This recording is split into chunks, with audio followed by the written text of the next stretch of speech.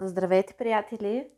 Днес имаме малко нетрадиционен алтар, защото съм на път, но вие, както знаете, вещиците никога не почиват и алтара е навсякъде, където сме ние, импровизираме всячески.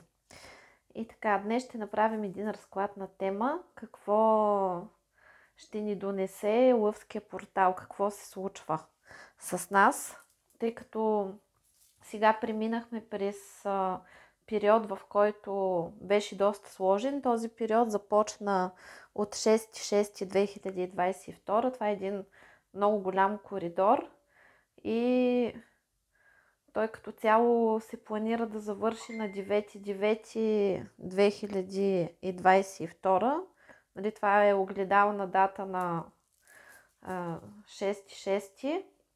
Тъй като шестицата какво представлява? Това е кръгчето, човека устремен към Бога с ченгелчето нагоре. Девятката, това е човека, нали, кръгчето, това е човека, който е горе и слиза надолу с ченгелчето, т.е. това е човека, който идва от Бога. И шестицата и девятката, числото 69, това е числото, което символизира баланса между духовното и материалното, както и шестицата, това е богиня Венера, а девятката, това е бог Марс, т.е. това е баланса между мъжкото и женското начало, между Ин и Ян. И съответно това са периоди, в които най-вече при нас ескалират емоциите, ескалират ненаучените уроци. Това е период, в който израстваме. И тъй като сега с Лъвския портал, преди него имаше нали, черна луна, след това имаше кървава луна, имаше там ретрогради, а сега Лъвския портал отваря порталите на тези възлите Раху Кето, които са демоническите възли. И просто периодът е доста тежък от гледна точка на това, че всеки, който не си е научил някакви уроци, му се представят. И в този период на нас ни ескалират слабостите. Ако имаме някакви зависими отношения с някой, задължително ескалират тези проблеми. Ако не сме се научили да не се доверяваме прекомерно на хората, задължително в този период някой ще ни измами. Сега е период, в който нали, може да е тежък от човешка гледна точка, но от божествена гледна точка този период е много силен, защото и прекрасен, поради простата причина, че всичко се случва за добро. И това е период, в който на нас ни махат пелените, заблудите и ни показват истината, която може да не е много приятна на този момент за нас. В смисъл, че това е период, в който ако имаме някакви неверни приятели покрай себе си, ще им видим истинските лица. Някои хора, като вас, нали, някои хора могат да казват защо всички се обърнаха против мен, защо рязко моите приятели нали, станаха лоши. Те никога не са били добри, те винаги са били лоши, просто вие сте имали пелена на очите, вие сте живели в илюзия. Това ви е било част от кармичното наказание да страдате и да минавате изпитания и сте привличали такива прокълнати хора. И когато минавате през пречистване, нали, падат тези наказания и такива хора изчезват от живота ви и за това, който и да си тръгне в момента от вашия живот, то е за добро и вие е хубаво да бъдете благодарни, защото на негово място ще дойдат хубави хора, които няма да ви предават, няма да ви тормозят. В този период, ако сте с неправилния партньор, ще се разделите. Ако сте на неправилната работа, ще я загубите, за да отидете на хубавата работа. Нали? За партньора е същото. Ако в този период от вас си тръгне партньор, т.е. за да освободи място на правилния човек, с който можете наистина да бъдете щастливи и който ще ви бъде верен и ще бъде и ще ви обича истински и ще бъде с вас до края. В този период може да минавате различни уроци, като например, ако преди сте били много наивни, сега ще ви тестват различни такива хора, които са които са мошенници, измамници, недоброжелателни, да ви видят дали ще клъвнете отново и дали сте си научили уроците. Това е период просто, в който, както се казва, матурен. Нашите наставници се дръпват от нас и ни остават да покажем какво сме научили. И затова е хубаво да си вярваме, да си доверяваме на интуицията си и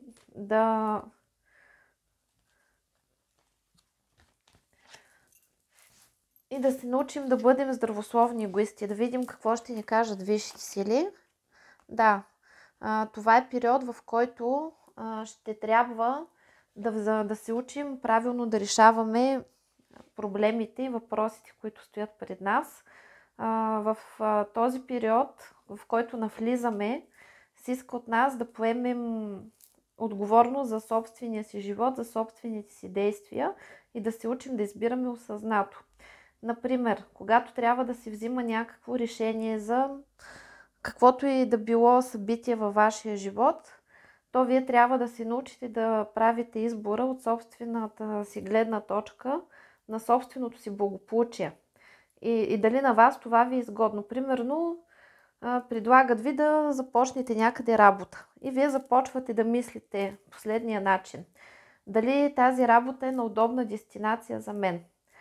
Когато ходя на тази работа, колко ще са ми разходите? Каква ще бъде заплатата ми? Работното време, натоварването и съответно в заплатата, която ще получавам, съответства ли на това натоварване, което ще получа. Това важи същото и за това дали да смените една работа с друга. Трябва винаги да се записвате, изгодно ли ми е на мен това. Ако не ви е изгодно, сега е периода, в който се учите да отказвате, тъй като това е период, в който ние се учим да взаимодействаме с Вселената и Вселената комуникира с нас. И когато ни дава нещо, което е горе-долу на това, което ние искаме, а ние не се съгласяваме и казваме: Вселено, дала си ми работа, която е на 12 часа. На мен ми трябва работа на 8 часа. Искам да бъде от 8 до 5. Дала си ми работа, която е в производство. Аз искам работа в офис. Разбирате ли? И сядате и ясно и конкретно обяснявате на Вселената какво искате. Това се иска от вас. Или примерно в избора на партньор. Вие трябва ясно и конкретно да знаете какво искате, за да го получите, защото Вселената сбъдва буквално нашите желания.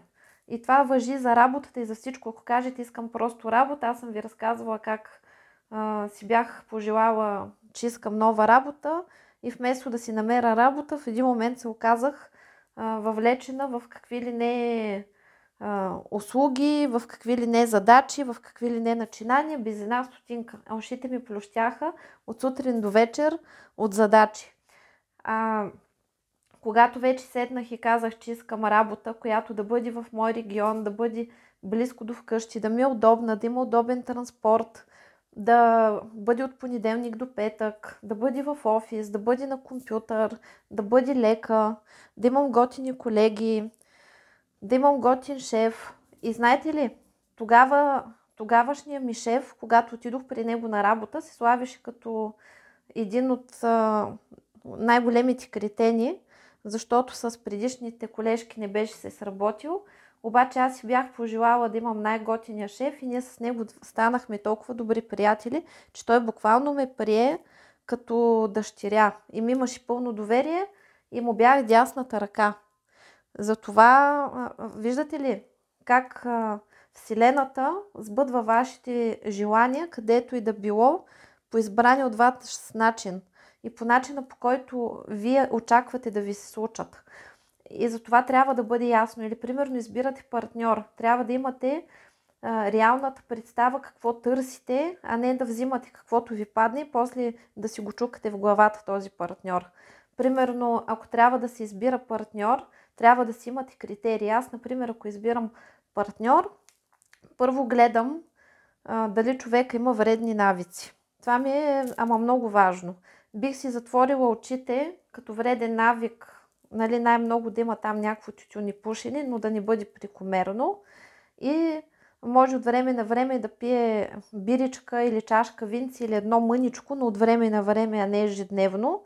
И примерно ако излезе на среща с някой и той пред мен консумира алкохол или прояви други вредни навици, приключва още на първата среща, втора среща няма да има.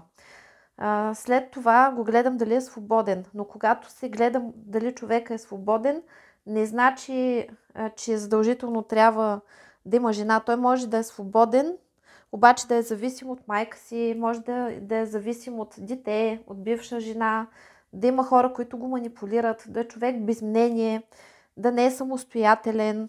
И поради тази причина това е много важно, защото когато аз искам да имам партньор, искам този човек да бъде независим, да има собствено мнение, да разполага със себе си и да взима решенията със собствената си глава, не защото някой го манипулира или му дърпа конците. Също така, следващата стъпка е да го видя какво работи, защото на мен домашен любимец не ми трябва, който да си го прибира, да си го отглеждам на дивана и да му бъркша сополките. За какво ми е? На мен ми трябва мъж, който да е амбициозен, да знае какво иска, да се стреми да израства, да се стреми да има добър живот, да изкарва добри финанси, не е задължително да е някакъв супер богаташ. Въпросът е човека да може да покрива собствените си разходи и да може да си позволи, примерно, мен да ме заведе на почивка, на ресторант или да ми направи някакъв подарък, а не някакъв там да седи, да си бърка в носа и да вика: живота е лош, държавата е лоша, всички са измамници, всички са мошенници и горкия той неправдания. Нали? Такъв човек не ми трябва. След това започвам да го гледам дали е възпитан, дали е кавалер, дали е щедър, как се отнася към мен, дали е услужлив, дали е склонен да ме обгрижва, дали е състрадателен, дали е духовно просветен, дали е осъзнат. Изобщо, нали, гледам цялата картина и много е важно съответния човек да ми е приятен, да мога да разговарям с него, да имаме общи теми, да имаме някакви общи хобита, да има какво да правим заедно, а не единия да обича планина, другия да мрази морето. И аз, примерно, като кажа искам на море, той да каже аз нищо на море, да не можем да отидем на море. Нали, давам ви пример. Трябва да се гледа. Също така се гледа, ако вие искате деца, още от самото начало се личи каква ще бъде връзката, защото, примерно, ако вие искате да имате дете, а партньора ви не иска, нали, човек от среща не иска да има деца, няма как да го навиете после да има деца. Разбирате ли, още от самото начало съответният човек трябва да иска същото, което искате вие и да действате. Същото важи в приятелския кръг. Вие сте човек, който отговаря за това какво се случва в неговия живот. И около вас има хора, които са лицемерни, които са използвачи, които са ви унижават, които се държат лошо с вас и вие ги търпите, то вие сте виновни, че те са във вашето пространство и ви мачкат, унижават и постъпват лошо с вас. Поради тази причина това е период, в който нас ни учат да отстояваме себе си, да избираме това, което е най-добро за нас и се учим да отстояваме също личните граници и да контролираме ситуацията, тъй като нашия живот, той е като кораб. И ние трябва да се научим да управляваме, да държим кормилото и да направляваме всичко в правилната посока. Да си правим планове, да имаме мечти, да се борим да ги постигнем. Това се иска от нас в този период. И трябва да знаете, че в момента каквото си набележите, всичко ще ви се сбъдне. Този период, който в момента преживяваме, това е фундамента на близките 20 години, който ни предстои. Също така се вижда, че сега са настъпили вече изключително звездните мисии, всеки се пречиства, тече едно освобождаване от кармата. На всеки един от нас ни предстои да се заемем с това, да се самоусъвършенстваме, защото нали, това ни е задачата, да смъкнем пластовете негатив, да се погрижим да намерим връзка със себе си, да се научим да се разбираме. И това е период, в който много от вас може да са оставени в самота. В смисъл в самота, да са сами, да няма приятели, да няма партньор в момента, да няма ухажори. Това е защото вие, ако ви се случва така да сте сами, това означава, че вие не сте намерили връзката със себе си. Е много важно да се научите да започнете да се харесвате и да се уважавате, защото означава, че вие поставяте хората пред себе си, техните интереси, а своите интереси ги поставяте на по-заден план и съответно винаги сте потърпевши в отношенията с околните и с близките. И затова вас ви оставят сами, за да се научите да се запитвате какво реално искам аз, а какво ми се прави. И в този период, в който сте самостоятелни и сами, да се научите да прикарвате време с самите себе си, т.е. да правите неща, които са ви приятни.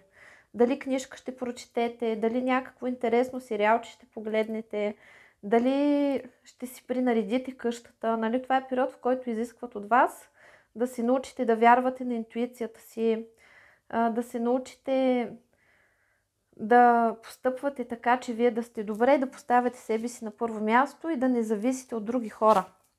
Също така, това е период, в който се учите да се цените и много от вас може в момента да преживяват ескалация на различни комплекси, вредни навици. Примерно, може да ви е ескалирало в момента недоволство от себе си, да се виждате в огледалото и да не се харесвате. Може в момента да сте качили килограми, да не можете да ги смъкнете. И в същото време ви се показва, че тези комплекси и това недоволство, което имате към себе си, е безпричинно. Примерно, нали, аз си го виждам по себе си. Аз по принцип съм човек, който е тренирал като малък художествена гимнастика и там от художествената гимнастика мога да си призная, че получих доста травми, защото непрекъснато ни се натякваше, че сме дебели. Примерно няма да забравя как имах една пролетна ваканция и тогава нямаше как да ходя на тренировки, защото нямаше кой да ме води. Бях на село и се върнах на тренировки след ваканцията. Бях качила 3 кг, защото нас ни теглиха, когато се появявахме. И тогава ядох шамари, ме наричаха свиня, как може, нали, да съм заприличала на кюфте. Отделно нали, в къщи съм имала такива упреци за външния си вид и за килограмите, както и подигравки от други деца, които са имали цел да ме унижават. И както е известно, когато човек получи една травма, примерно травмата дебел, винаги се намира някой, който като иска да го уязви, да го унижи, да го боцка точно по тази травма, защото там се намира един бутон.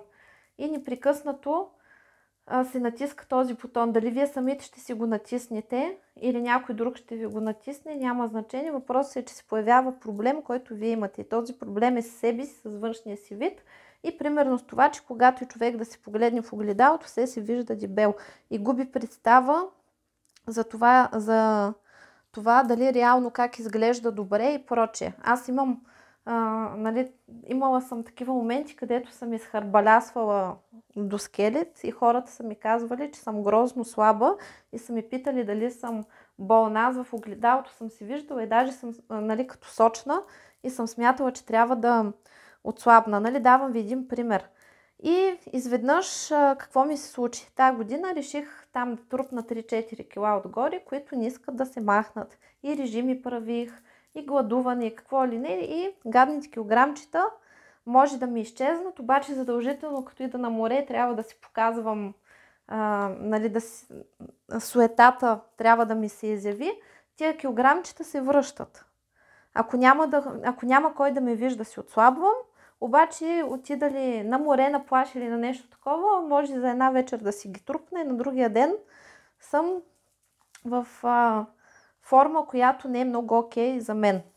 И естествено, нали, това ми се случва, за да мога да се изцеля и да спра да бъда в капана на илюзиите и на това за моето тяло. Защото тялото, то не е такъв определящ фактор, примерно някой да те хареса. Нали, аз си установих, примерно, че на мен ми е внушено, че ако аз не изглеждам както трябва, не съм на нужните килограми, няма кой да ме харесва, няма кой да ме обича, защото като малка непрекъснато са ме подритвали и примерно там в художествената гимнастика, нали, треньорката правеше така, че ни заделяше момичетата, където сме понапълняли и казваше пред всички, ето ги тия несериозните, където са плюскали като свине и сега трябва да смъкнат. И вие тук ще тренират и те ще тичат и ще правят коремни преси и прочие, за да отслабнат. И няма да участват примерно в съчетанието, защото не заслужават, защото са дебели. Нали, давам ви пример. И съответно, нали, това е една програма, в която ми е внушено, че ако аз примерно не съм слаба, не заслужавам нищо да получа, не заслужавам похвала, не заслужавам да съм щастлива и прочее. И докато си изживявах моите си психични отклонения там с няколкото килограма, които се оказа, че само аз си ги виждам, а хората наоколо не ми ги виждат изобщо. И ми казах на няколко пъти, че не съм оред с главата, близки приятелки, това е вярно. Аз непрекъснато виждах сочни жени, щастливи с хубави пичове. И ми показваха съвършено оформени, красиви, слаби жени, като манекенки, като фотомодели, които са сами и нещастни. И в един момент се оказва, че не е толкова важно да си красив, колкото е важно да си щастлив и да се чувстваш добре със себе си, тъй като тялото какво е? Това е вашата кола, вашата машина, която ви помага да се движите тук. И по-важно е това, което излъчваш отвътре. И в същото време ми показваха супер красиви, очарователни, пълни жени, които нямаха никакъв проблем с това, че са сочни. И аз започнах да си викам, ама аз верно не съм оред с главата. И в момента, в който започна да ми става се тая, дали там съм 2-3 кила нагоре, 2-3 кила нагоре, замислих се, че примерно, когато съм в партньорство с някой и той качи няколко килограма отгоре, моята любов към този човек не се променя от това дали е малко по-слаб или малко по-сочен. Аз обичам човек.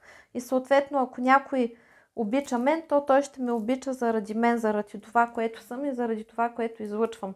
А вече оттам нататък, когато вече си понаучиш урока, то той проблема изчезва, защото изчезва бутон и спира да ти го натискат, за да си го учиш. И в момента, в който аз започнах да ги промявам тези неща и тръгнах да си хода и сочна според моите представи на плажа, и по бански, и напред, и назад, и рокличките почнах да си обличам, защото бях тръгнала да се самонаказвам, че на дебел гъс хубава рокли, хубави дрехи ни върват, че дори хубаво било.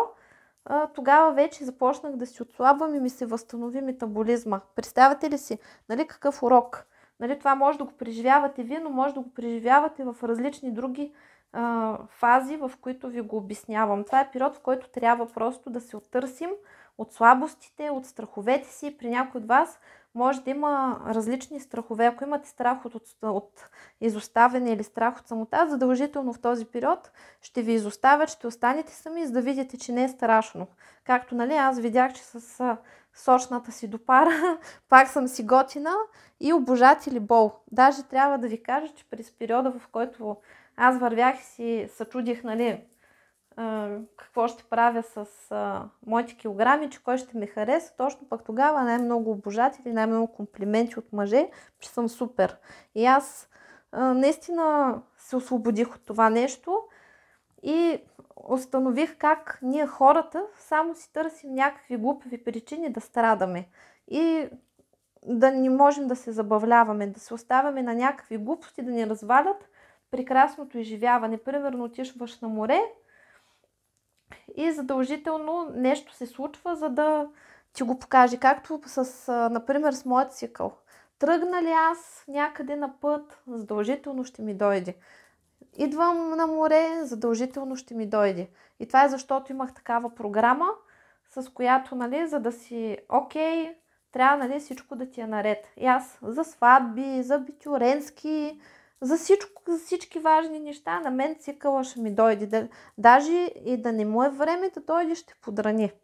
Ако пък трябва да пътувам някъде и ми е важно да ми дойде на време и да ми свърши, той ще ми закъсне и ще ми дойде точно в момента, в който аз, нали, трябва да съм или на море, или да имам някакво събитие, не трябва да съм подута, не трябва да съм, нали, според мен трябва да съм супер. И това го преодолява голям праз. Нали, справям се всякак си. Важното е там, където съм, да се забавлявам и да съм щастлива. Нали, давам ви пример какви неща учим в момента и се учим да се ценим. Учим се да знаем, че заслужаваме най-доброто. Учим се в момента да искаме повече. Примерно в работата. Нали, това е период, в който ние чистим травмите и страховете си, изправяме се при тях, поглеждаме ги в очите, прекрачваме ги и започваме да се стремим да живеем по-добре. И примерно в работата, това е момент, в който осъзнаваме, че заслужаваме да имаме по-добро заплащане, когато осъзнаваме, че заслужаваме да живеем добре, че в живота си заслужаваме да имаме истински партньор, който да ни обича и да ни носи на ръце, да ни е верен, че заслужаваме да се забавляваме, да имаме верни приятели. И това зависи от нас. Защото хората, които имат и хората, които нямат нищо в живота, ги различава само това, че едните смятат, че заслужават и са достойни за най-доброто и ядат кралската баница, а другите смятат, че нищо не заслужават и обират трохите и се примиряват с това, което имат. Нали, това са уроците, които в момента учим.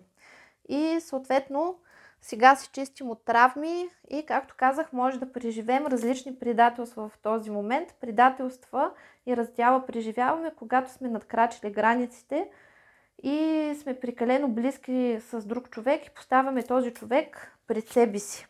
И живеем за него, а не за себе си. Това важи в момента за деца, за мъже, за родители, за всичко. Нали, сега се чистят точно взаимоотношенията. И се учим да имаме здравословна дистанция с всички. Това е период, в който се изчистват и любовните взаимоотношения и се вижда, че може да преживеем разочарования и, както казах, смяна на партньорства и приятелства. Също така, това е период, в който, ако имаме проблеми с децата, това означава, че с тези деца ние сме се посветили прекомерно много на тях и сме забравили да заживеем за себе си, затова те създават неприятности, за да може ние да се вземем отново със себе си и собствената си мисия.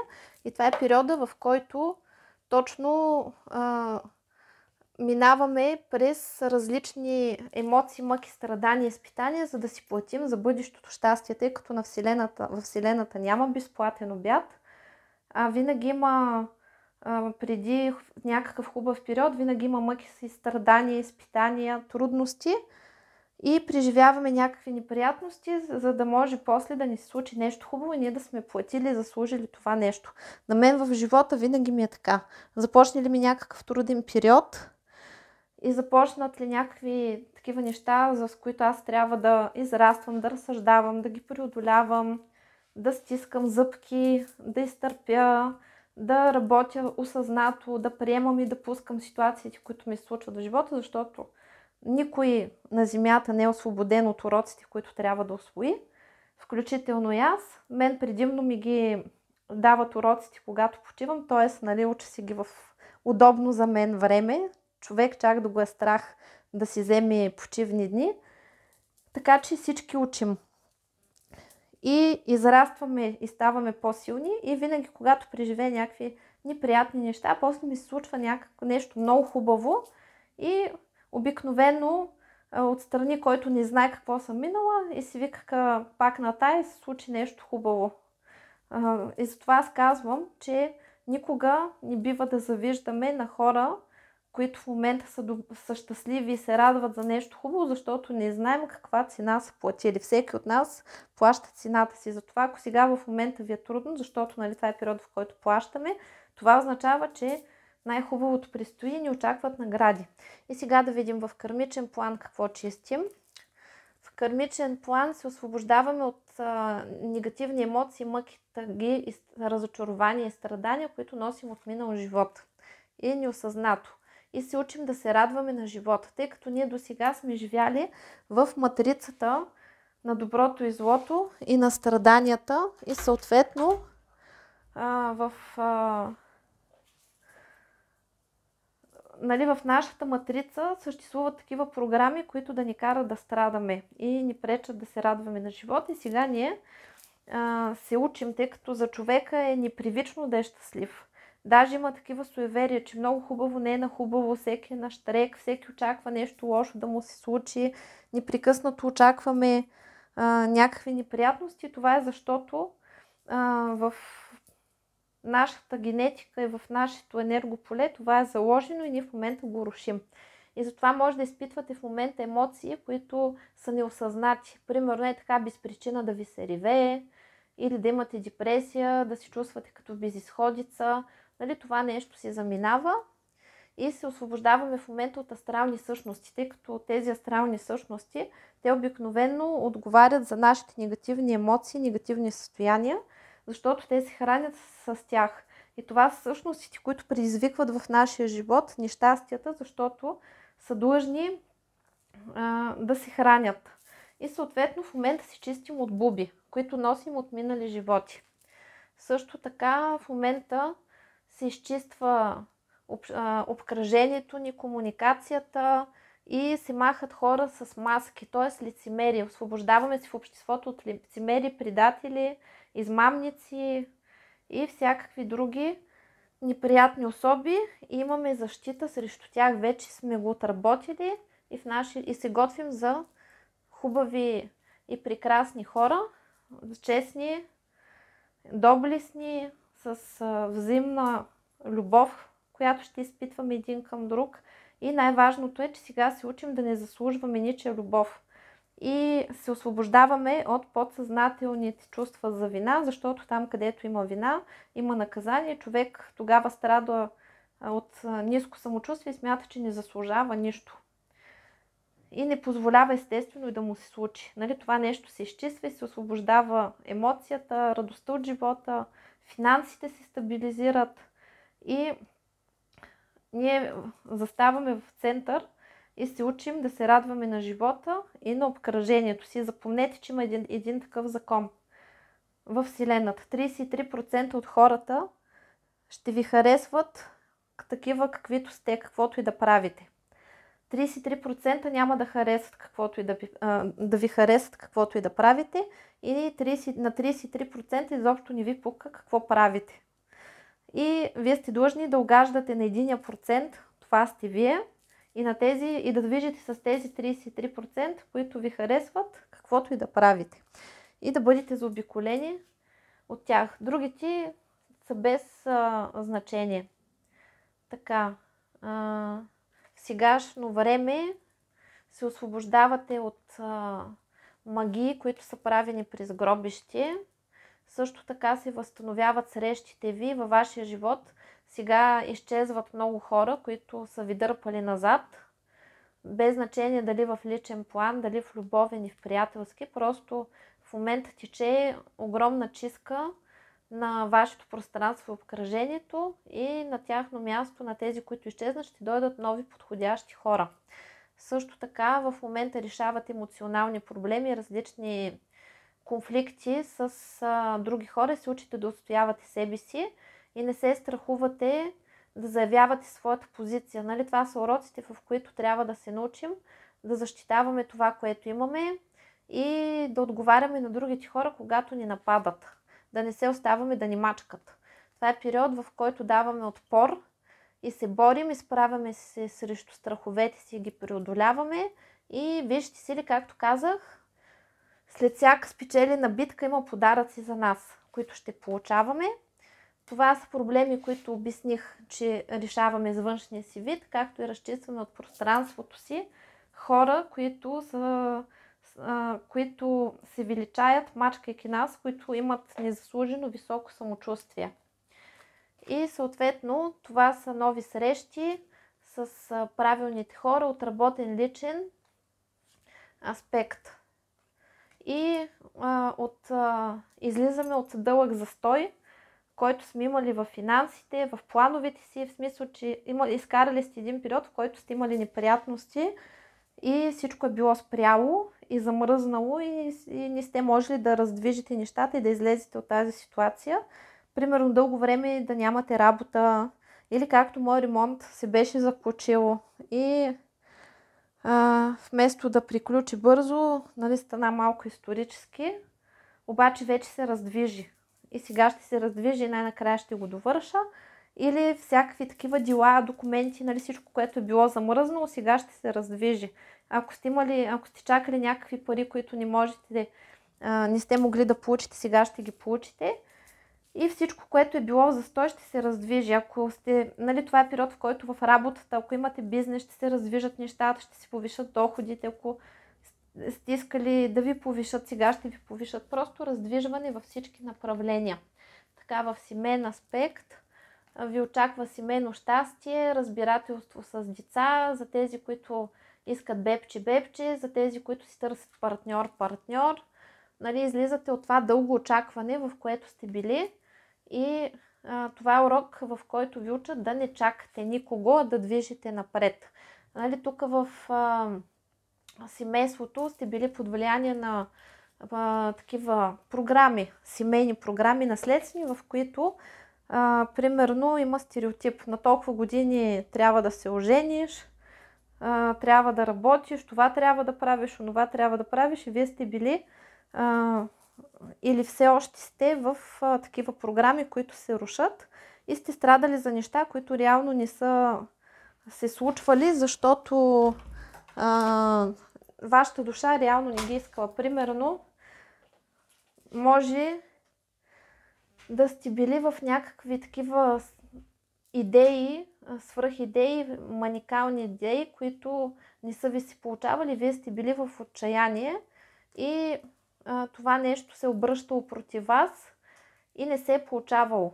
Примерно, ако ви тормозят, че нямате партньори, трябва да се жените, че времето прави тик-так и вие сте били в негативно състояние, сте бързали да търсите партньори, сте намирали само неподходящи партньори и не се е получавало това, което маниакално сте искали, това е било, защото висшите сили ви предпазват и искат да ви научат да взимате решение спрямо това, което желая реално вашата душа.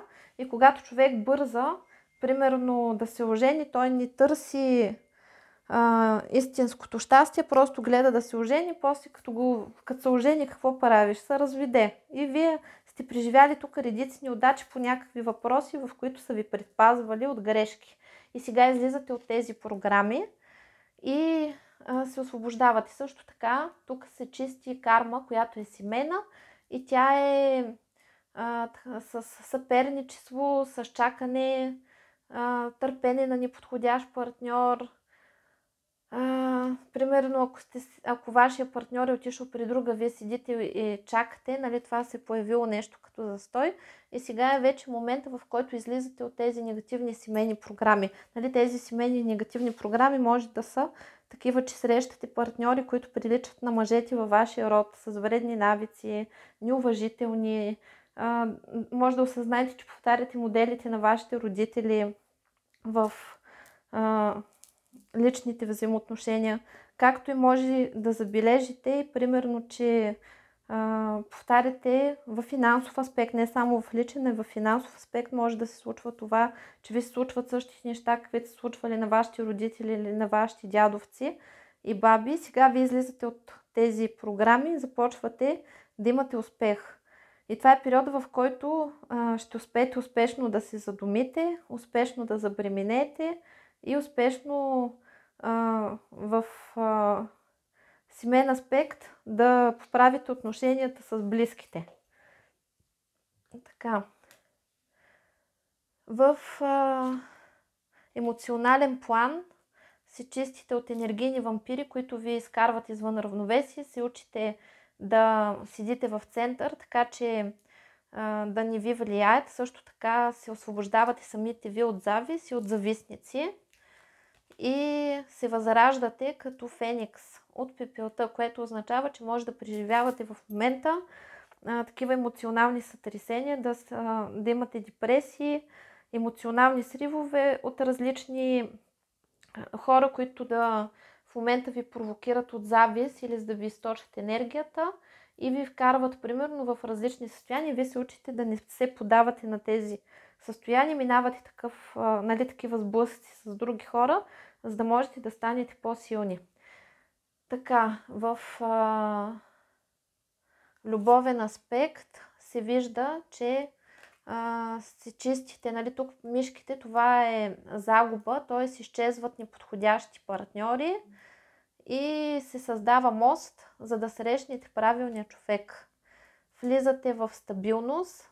Мишките също показват, че може в семейството да имате разногласия с партньора, да минавате през труден период, но това е мост към нови по-добри отношения и вие ще израснете и ще влезете в стабилност. Т.е. чистят се родови и семейни програми.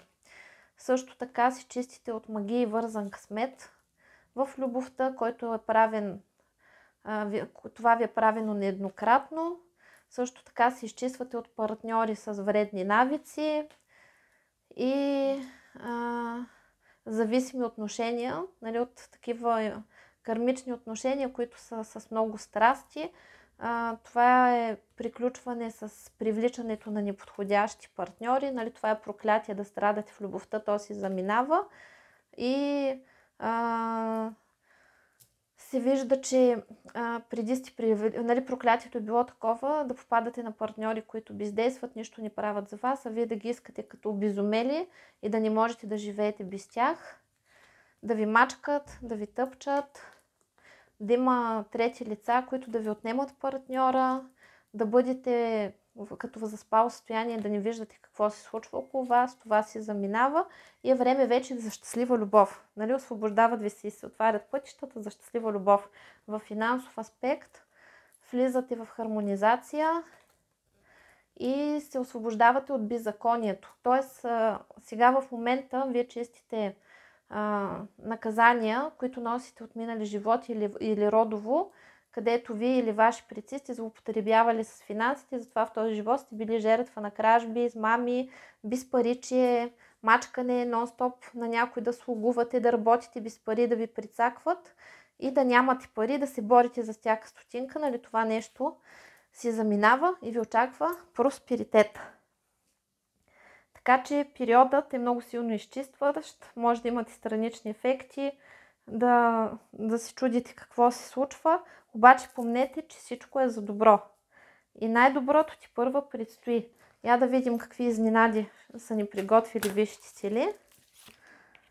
Очаква ни изобилие във всички направления и затова в момента ни дялкат и ни учат как да избираме, да сме в център, да сме осъзнати, да не си разпиляваме благата и да знаем какво искаме, защото предстои период на изобилие и ще ни дадат доста голямо количество и финанси, и варианти за любов. И ние трябва да можем реално да реагираме на това нещо. Отварят ни се пътищата за успех. Тук по висша справедливост ще има възмездие, ще видим какво значи справедливост и ще имаме заслужени награди. Ще получим справедливо възмездие за раните и мъките, които сме изтърпяли. Особено в любовта, след всеки марамунгел идва принц. И този принц вече е правилния. Нали, сега излизаме от кармата и затова всичко старо и ненужно се руши в нашия живот. И ние преминаваме през емоционални състояния, в които се освобождаваме от зависимости, учим се да искаме най-доброто и буквално се възраждаме от пепелта и освобождаваме се от страховете и илюзиите и се учим да стоим да бъдем на гребена на вълната и да отстояваме себе си, да се защитаваме, да сме пробивни, да постигаме това, което искаме, да имаме планове. Висшите сили ще ни дадат това, което отдавна сме чакали, защото вече сме готови за тях. Ние идваме като победители, примазваме враговете си и излизаме от програмите на страх, на негатив, на депресия, на недоимък, на бедност, на самота и влизаме в сила и ставаме победители. И излизаме вече от страстите, от страховете, от застоя и влизаме в хармония.